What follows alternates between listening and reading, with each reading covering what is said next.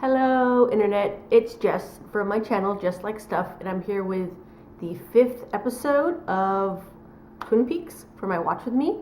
It is entitled The One-Armed Man. If you have not seen one of my Watch With Me before, this is the first time I'm watching Twin Peaks, and I'm going to talk about some of the stuff I really liked, but I'm not going to go into detail as to everything that happened in this episode. Let's dive into it because I really enjoyed this one. Last episode, a whole bunch of stuff happened. This episode, a whole bunch of stuff happened. The pace is staying very quick. A lot of information. It opened with Sarah Palmer talking with the sheriffs, but not Cooper, and they were sketching out a man she saw in her dreams, which was the guy Bob that Kyle MacLachlan character saw in his dream. What I thought was interesting about this was that Agent Cooper, Kyle MacLachlan's character, was not there. And I'm like, that's kind of weird. But cut to the next time we see Cooper, he said he didn't want to be there because he's a strong sender. That was very interesting. Agent Cooper is interrogating Dr. Jacoby at the sheriff's office. Jacoby is super wacky dressed. He has the 2 different colored glasses on. And he's also doing a trick, like a little, with a golf ball where he puts in his ear and it comes out his mouth for no reason at all, and Agent Cooper is not at all impressed, and Cooper straight goes at him with questions, and Jacoby is a bit he doesn't answer anything directly, but I really am keeping my eye on Jacoby because I feel like he knows a lot more than he's letting on, and I think he's definitely on my list. At the sheriff's office, Lucy was watching An Invitation to Love, and in Invitation to Love there's twins, Emerald and Jade, and they're talking about a necklace. So of course in Twin Peaks the necklace comes into play. It's the heart necklace that James and Miss Laura Palmer shared, that James and Donna hid, that we find out Jacoby has later on. I thought that's very interesting that they keep tying in what happens in Invitation to Love into what's happening in Twin Peaks: The Murder Mystery.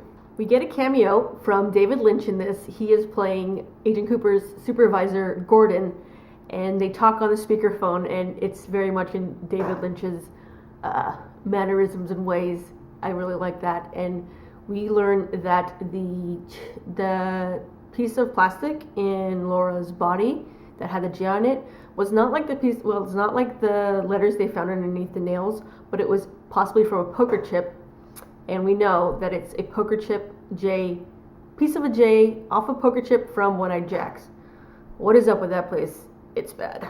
So the episode is entitled One-Armed Man.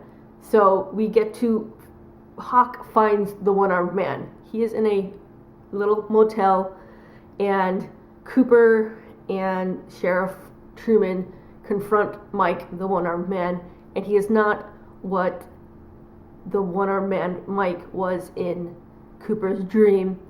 They do lead him on to find the guy Bob, but it's not the Bob, Killer Bob, from the sketch earlier or from Cooper's dream.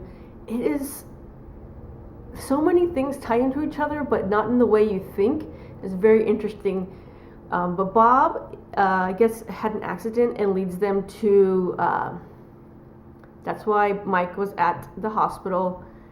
But Bob was also a veterinarian. And what I thought was my favorite little tiny moment is Agent Cooper and Truman go to the vet's office, and there's a llama in the waiting room, and the llama passes in between Agent Cooper and Truman and Sheriff Truman, and Agent Cooper and the llama lock eyes just for a second. I loved that moment so much. I don't know why.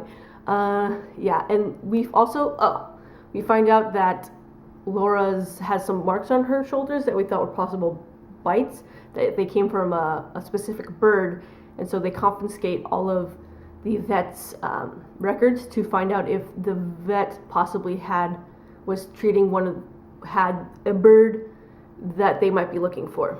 Benjamin Horne and Catherine are in cahoots together, and they met up in this episode at the same motel that the one-armed man was, and we saw them rolling around talking about how they're going to burn down the mill.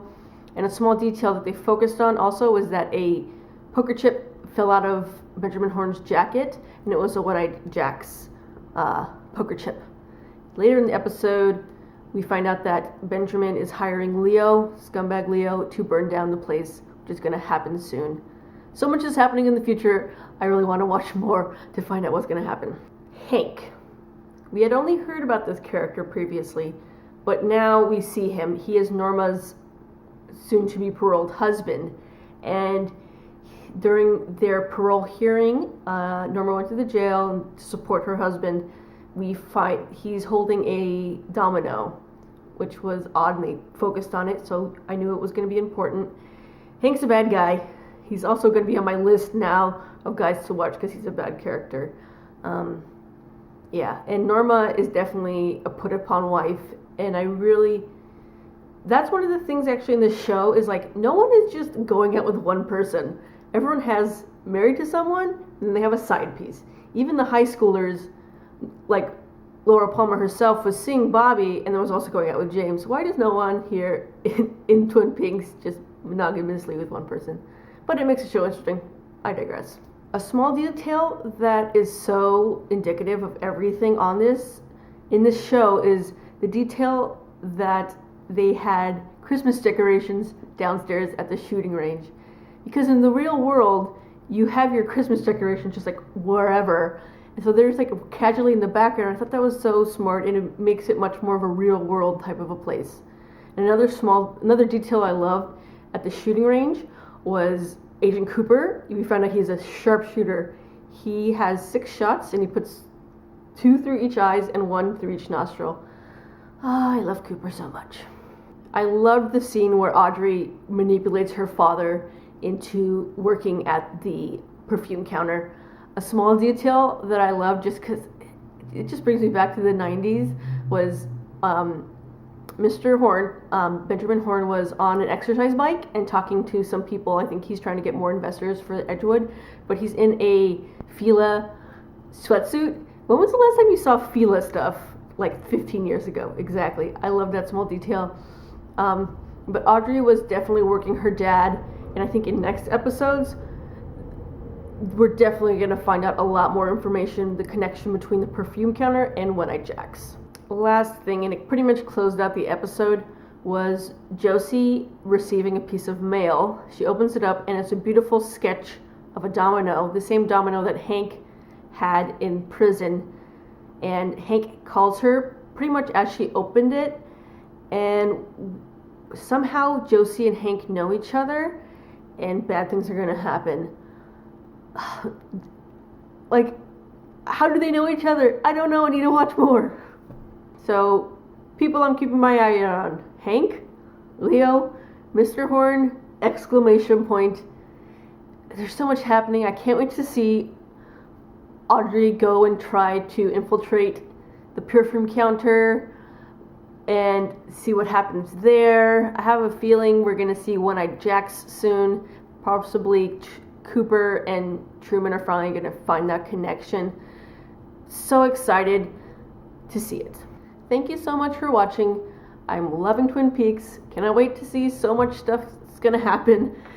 I have a feeling a lot of lines are going to cross soon. Super excites. Thank you for watching. Talk to you guys later. Bye bye.